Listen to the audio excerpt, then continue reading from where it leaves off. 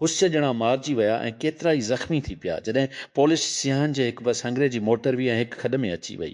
Police चयो त बस motorway ते अचण खां बुडापेस्ट के उत्तर ओभर शहर नीरेग्याज़ा सां ॻंढी थी। आचर ते मुक़ामी वक़्त मूजिबि हुसैज ते शंशर GM ईरान 3 पायलटनि खे आज़ादु करण जो मुतालबो कयो आहे, जंहिं चयो आहे त कुतर तरफ़ान उन जी 2 फाइटर जहाज़नि खे अमरीका ईरान जंग जी शुरूआत में फ़ौजी ऑपरेशन दौरान हवाई दफ़ा सां मारियो वियो हो। बैन अल-अक़वामी कमेटी ऑफ फ्रेट खे ख़त में ईरान जे ब्रिगेडियर जनरल मोहन बागज़ादा चयो त पायलट्स जवाद सालेह, अब्दुलमजीद दुश्तियान ऐं उमरान बहरोशिन 6 महीननि ताईं क़ैद में हुआ। तजिया निगार, समाजात जा माहिर ऐं पुलिस्टर सभु उन ॻाल्हि ते मुतफ़िक़ नज़र अचनि था त ईंदड़ इसराइल जूं आम चूंडूं अक्टूबर ते थियणियूं आहिनि। अहम आहिनि। माज़ीअ में चूंडनि जी मौसम दौरान इसराइल जी साॼी ऐं लिबरल वंग जे विच में हिकु आम फॉल्ट लाइन फ़िलिस्तीन सां मुस्तक़बिल जो मामिलो हो। अॼु फ़िलिस्तीन जी ख़िलाफ़ आलमी दुश्मनी ऐं 2 रियासती हल जो इम्कान आहे।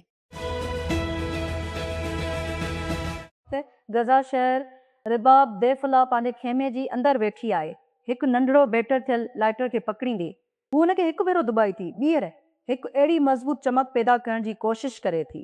5 ॿारनि जी माउ खे एहतियात सां ॾिठो आहे लाइटर। हिन जो पुटु हुनखे केतिरा ई भेरा मरमत करे चुको आहे, छाकाणि त अक्टूबर डिनर में गज़ा ते इसराइल जी नसुल कशीअ वारी जंग शुरू थियण खां पोइ नई ख़रीद करणु मुश्किल थी वियो।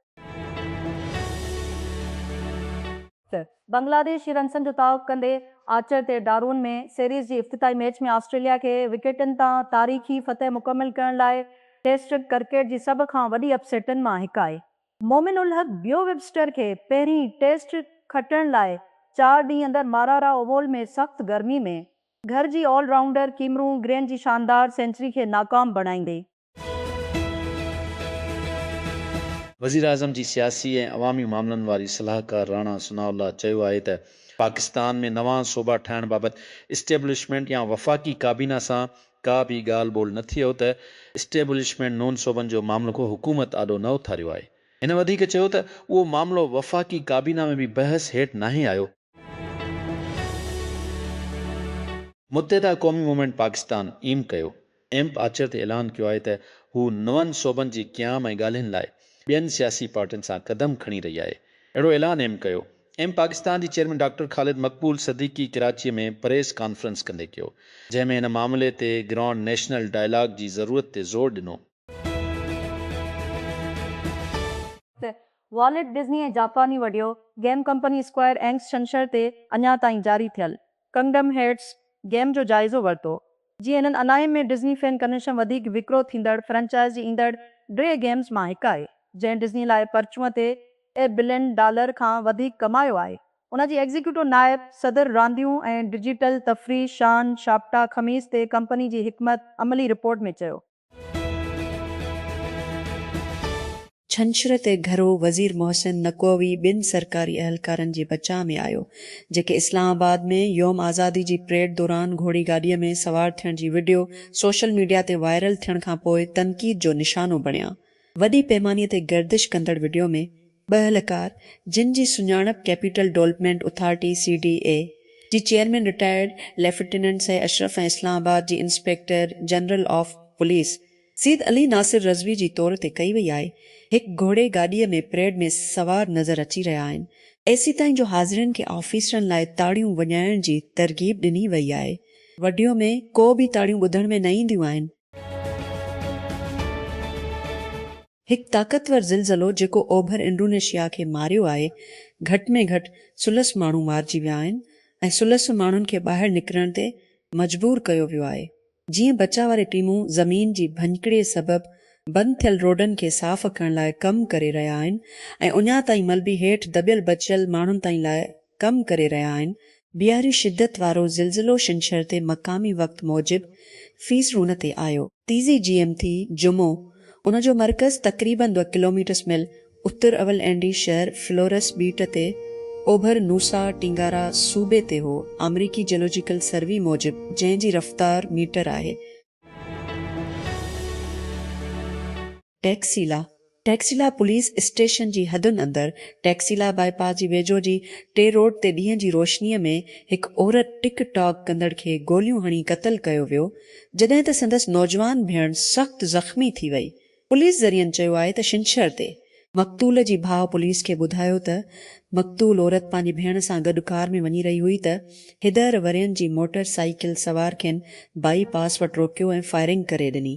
नतीजे में हू गोलियूं लॻण सबबि ज़ख़्मी थी पिया, जॾहिं त कार बि क़ाबू थी ड्रम्पर सां टकराइजी वई।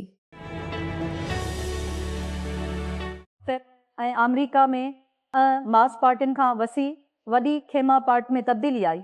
मास पार्टियूं सख़्त तबक़ाती बुनियादनि ते हलंदियूं हुयूं। डेमोक्रेटिक तंज़ीमनि सनअती कारकनि खे अपील कई, जॾहिं त क़दामत पसंद पार्टियूं कारोबारी अशराफिया ऐं मज़हबी रवायत परस्तनि जी नुमाइंदगी कनि थियूं। वॾी खेमे वारी सियासत उत्तर अमेरिका में उन जी वसी जोग्राफियाई तेज़ सनतकारी ऐं मुतनवी मुहाजिरकारी आबादी जी करे अॻ में ई जड़ी चुकी हुई त क़ौमी अक्सरियत हासिल ऐं रेपलिन पार्टियुनि वसी प्लेटफॉर्म तयारु कया। मुक़ाबले कंदड़नी गिरोहनि खे हिकु गॾियल छटी हेठि ऐं हिकु थिले नज़रियाती मर्कज़ हेठि इहा वॾी खेमी पार्टियुनि जी शुरूआति हुई। डारू स्पोर्ट्स न्यूज़। ऑस्ट्रेलियावी सरज़मीन ते तारीख़ी पहिरीं टेस्ट फतह लाइ डारू में आर्चर ते पहिरीं टेस्ट विकेटनि तां शिकस्त ॾेई छॾे। ऑस्ट्रेलिया खे रन्सनि ते आउट करण ऐं खटण लाइ रन्सनि जी ज़रूरत हुई, जॾहिं त मोमिन उल हक़ ॿियो वेबस्टर खे पुठाण पॉइंट बाउंड्री ते सिलेक्ट कयो।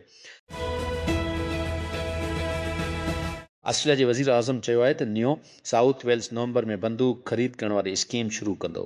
गुज़िरियल साल जी सिडनी साहल ते हमले जी मुल्क गैर रद्दअमल जी हिसे तौरु बंदूक जे लाइसेंस लाइ सख़्त चेकिंग ऐं नफ़रत ते हिकु करे ड्राऊं। वज़ीर आज़म एंथोनी अल्बानीज़ आर्चर ते चयो,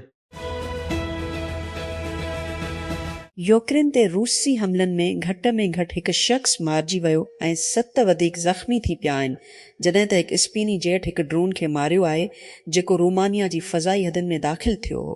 यूक्रेन जी सदर वोलोदिमीर ज़ेलेंस्की जी अबाणी शहर करेवी रेक ते मेज़ाइल ऐं ड्रोन हमले में हिकु औरत मारिजी वई ऐं 6 ज़ख़्मी थी पिया। इलाइक़े जी गवर्नर आर्चर ते सुबुह जो चयो, डीरा इस्माइल खान छंछर 3 अगस्त 2006 ज़िले टानक जे गढ़ बलोच वारी इलाइक़े में तलाउ में वींझण दौरान टसरी ॿार ॿुॾी फौत थी विया, जॾहिं त 3 ॿारनि खे बचाए वरितो। वारसनि मूजिबि मारिजी वियलनि जी सुञाणप इचर वरियनि जे मर्तज़ा अब्बास ऐं वरियनि जी शहमीर अब्बास तौरु थी आहे। उहे कज़न हुआ। लाहौर इलेक्शन ट्रिब्यूनल पीटीआई जी हिमायत याफ़्ता आज़ाद उम्मीदवार रूबा उमर डार जी पीपी सियालकोट मां मुस्लिम लीगनि जे फैसल अकरम जी कामयाबी खे चैलेंज कंदे दाख़िल दरख़्वास्त ते तफ़सीली फ़ैसिलो जारी कंदे चयो आहे त दरख़्वास्त इलेक्शन कानून तहत तस्दीक लाइ लाज़मी कानूनी घुरिजूं पूरियूं करण में नाकाम वई आहे। रिटायर्ड जस्टिस महमूद मक़बूल बाजो ते मुश्तमिल 1 रकनी ट्रिब्यूनल टेम्परिंग निज़ामनि जी मेड़ट में वञण खां सवाइ इलेक्शन दरख़्वास्त रद्द करे छॾे। जवाबदार अकरम वापसी उम्मीदवार दरख़्वास्त ने बरक़रारियत ते सवाल उथारींदे शुरूआती एतिराज़ उथारियो। हिकु नातो एयर पुलिसिंग मशन ते हिकु स्पिनी F-20 फाइटर जेट पायल हिकु ड्रोन खे मारियो। गैर कानूनी तौर ते रोमानिया जी क़ौमी फ़ज़ाई हदनि जी भंजकड़ी कंदी हिन साल चौथों बि पायल जहाज़ मुल्क खे मारियो वियो आहे। रोमानिया जी दिफ़ा वारी वज़ारत आर्चर ते चयो, नेटो रियासत यूक्रेन सां 10 किलोमीटर लड़मियल ज़मीनी सरहद शेयर करे थी ऐं गुज़िरियल 4 सालनि दौरान रोसी ड्रोन बार बार उन जी फ़ज़ाई हदनि जी भंजकड़ी कंदे ॾिठो आहे। उन ई सां गॾु अहम वापारी ऐं तवानाई जी रस्तनि ते कारो समुंड में उॾामंदड़ बारूदी सुरंगूं जंहिं गुज़िरियल हफ़्ते शाम जी सदर बशार अल असद खे गैर जी सज़ा ॿुधाई हुई, उन खे साल अक़सा हुकूमत तरफ़ान गैर हाज़िरीअ में मौत जी सज़ा ॿुधाई वई हुई। उन जी ख़ालिस शुकिल में लोह हूअ पंहिंजी ज़िंदगीअ जे प्यार सां शादी करण वारी हुई। हिकु गैर मुल्की माण्हूअ सां हिन जी मुलाक़ात ओवरसीज़ एयरपोर्ट ते थी, जंहिं हिन जो नंबर पुछियो ऐं जल्दी फॉलोअप कयो, पर पंहिंजे डिघी अरसे जी साथी खे मुबारकबाद ॾियण बदिरां संदसि हमराहनि संदनि डिपार्टमेंट जी सरबराह जी हुकुम ते खेसि ॿीहर सोचण ते ज़ोर ॾिनो। छा हू हिन जी क़ाबिल हो त हिन जी नौकरी विञाए? ज़ाम्बिया जी सदारती चूंडनि जी निगरानी कंदड़ ॿियनि उल अक़वामी मबसरनि धमकियूं ऐं अगवा जी रिपोर्टनि ते ख़ुदशा ज़ाहिर कया आहिनि। पोलिंग स्टेशन जी तशदुद जे विच में केतिरनि ई कलाकनि ताईं जी ॻणप खे मुअतल कयो वियो। मुबसर मिशन जिन में यूरोपी यूनियन ऐं सदर्न अफ्रीकन डेवलपमेंट कम्यूनिटी ख़ती शामिल आहिनि। छंछर ते पार्टियुनि खे इस बयान खे ट्रून कनि जीअं ख़मीस जी आम चूंडनि में वोटनि जो तादादु वधायो वियो। त 3 ॾहाकनि खां पोइ तौफ़ीक़ शुक्र जे क़त्ल मौसीक़े जी दुनिया खे हैरान करे छॾियो। डंज ॾहाके में हिकु शख़्स आख़िरकार शूटिंग ऑर्केस्ट्रेशन जे इल्ज़ाम में मुक़दमो हली रहियो आहे। मदहन ऐं साज़िशी नज़रीन खे हिकु जड़ाई में मशगूल करे छॾियो आहे। 10 सालनि जी ड्रॉन कैफ़ी डिवस जी आज़माइश जल्द ई सवाल खे आराम करे सघे थी।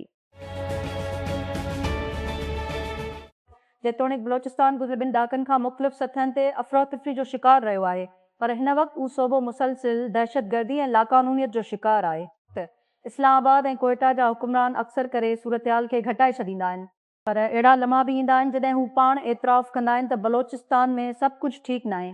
त मिसाल तौरु जुमे जी ॾींहुं जॾहिं क़ौम यौम आज़ादी मुलाहे रही हुई, सूबे जे वॾे वज़ीर सरफराज़ बख्ती तशद्दुद में मुलविस माण्हुनि ॾांहुं ज़ैतून जी शाख़ विधाए।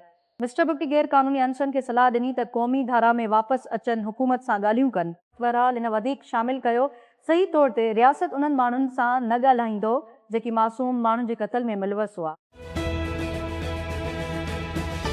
ऑगस्ट ते पाकिस्तान, सऊदी अरब ऐं तरकेत जे विच में मके जो गॾियल दिफ़ाई मुआहिदो थियो, जंहिंमें हिकु शक आहे टिनी मुल्कनि मां कंहिं ते हमिलो सभिनी ते हमिलो आहे।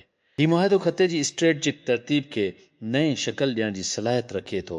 पाकिस्तान जी परॾेही वज़ारत उन मुआहिदे खे ख़ती जे इज्तिमाही सलामती खे वधीक मज़बूत करण लाइ गॾियल अज़म जो अक्स करार ॾिनो आहे।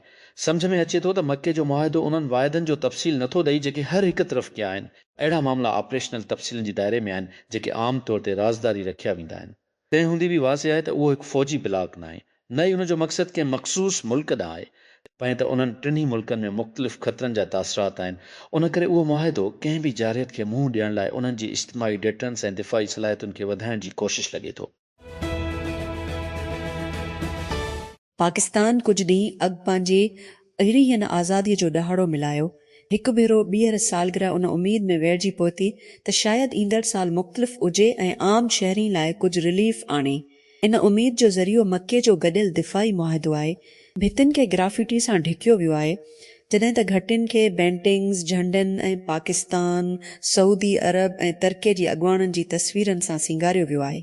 पाकिस्तान जे घटियुनि में हिकु ॾहाकी अॻु साॻे जोश ॾिसण में आयो, जॾहिं मुल्क जे इक़्तिदारी अशराफिया क़ौम खे चीन पाकिस्तान इक़्तिसादी राहदारी CPAC जो ख़्वाबु विकिणी छॾियो। जेतोणीकि मके जो मुआहिदो जोहर में सीपे खां मुख़्तलिफ़ आहे, जीअं त पोइ मंसूबे खे इक़्तिसादी राब्तीअ जी मंसूबे जी तौर ते तसवुरु कयो वियो।